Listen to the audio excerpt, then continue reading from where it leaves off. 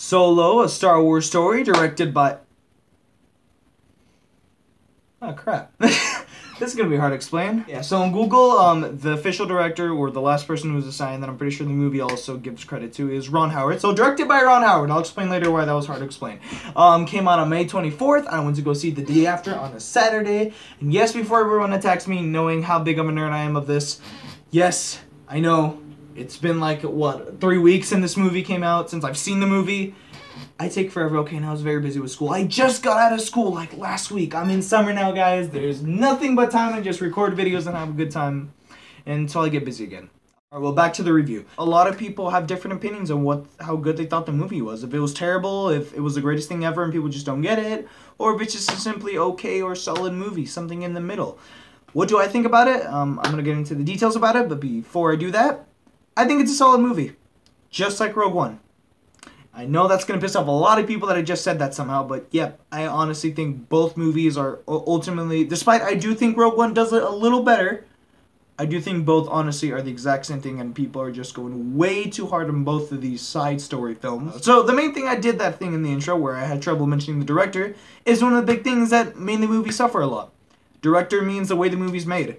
There were not just one director in this movie. There were plenty of directors. There was a lot of chaos in the production of this movie. It was actually really interesting to see it all unfold while I was looking at news. It was not Ron Howard in the beginning. There's a lot of different people involved in it, a lot of different people, different ideas, different ways they want the movie to go and telling the origin story of Han Solo. But Disney and Kathleen Kennedy, I know usually people use that as the devil for some reason now. They just got rid of them from how far they went. They kept that and got someone else in to finish it. I'm pretty sure that's when, as soon as they got Ron Howard in and he finished the movie. You can tell that a lot throughout the movie, which is honestly the big thing I want to focus on that I think ultimately does make the movie suffer. Not enough to make it bad or okay because there's too much to dislike. It's simply you can notice a lot of big cracks in the movie. Not throughout the whole movie, but in some specific moments and through some specific, I guess, periods of the film. That's how you call it. That's a better way to explain it. You can tell there's a lot of weird moments where specifically it has a change of tone, or a lot of big random story arcs just get completely left behind or butchered throughout the movie, which is a weird thing that happens. And even with that very big thing, it doesn't affect most of the movie because when they get into the other part, it's still done very well, and there's still a lot of good themes. God, I can never speak.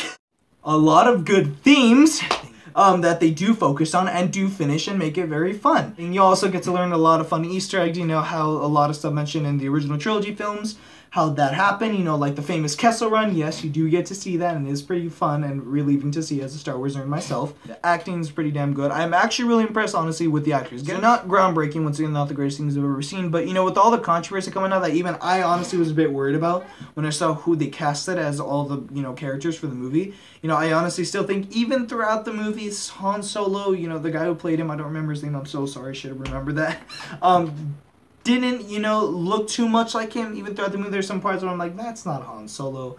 But he still does such an amazing performance that still honestly feels completely like something Han would do the whole time. He's completely in his character. I don't feel like anything, you know, is completely different to not be able to buy it. He does a fantastic job. Great. Lando, I'm honestly, which most people are also agreeing on, that I agree with too, probably the big thing. The score is also really fantastic. So John Powell is the other guy that they ended up getting in to do most of the score for the movie. But I'm pretty sure that they explained that John Williams did help him still, you know, direct most of the composition. So in the end, it was more of a team-up kind of thing. And it still was obviously amazing because anything John Williams works in at all is always just, oh my god. Some moments of the movie, once again, why I still think even when they messed up on a lot of the whole story thing, it was still so exciting to watch. The score just made some literal simple things as meeting new characters the most exciting thing in the world for some reason. It's just the magic of John Williams, man. Solo is a very solid, really fun movie with, despite having a lot of problems that it gets in, specifically in the way the story is being told, with a lot of things being skipped or forgotten, still has more than enough to keep you in to have a really good time. Nothing big, you know, if you're a big Star Wars fan wanting to learn more about the universe, it's good for that. But if you're just somebody wanting, you know, to see something big, see a big blockbuster film, a big impactful story, it's not really for you. It's not there for that at all, honestly. It's just meant to learn more about the universe. If you want to see a big, I guess, yeah, a bigger story in the whole universe. That's why the sequel trilogy is there for, which you would be go next year with me, happily, because I'm going to go see that, of course, to see how the big sequel trilogy finally ends. But I end up giving Solo Star Wars Story a solid 7 out of 10. Solid movie, nothing amazing, nothing terrible either. Love the film today. Anyway, thank you all for watching. I can't wait to do more videos over the summer. I'm actually going to be uploading another review right after this one. Expect Deadpool 2 coming out because I know I need to talk about that one too. Can't wait for that review to do, and a lot of more movies, obviously, as I mentioned, coming out over the summer. Expect a lot of that, and just in general, a lot of new videos coming out.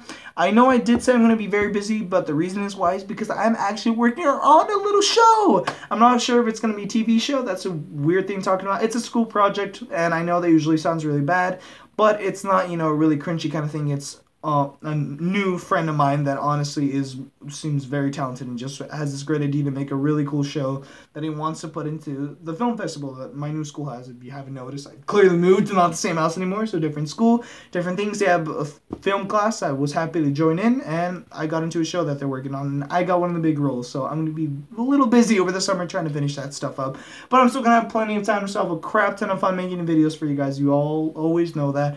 I clearly am proving that right now doing Solo. Expect a lot of more stuff like me reviewing Solo. Hopefully not as long as there's not a lot to explain. Anyway, aside from that, I hope you all enjoyed the video. Love you all to death. Have a great night because yeah, it's like 1 in the morning I think at this point. So have a great morning, I think. See you guys.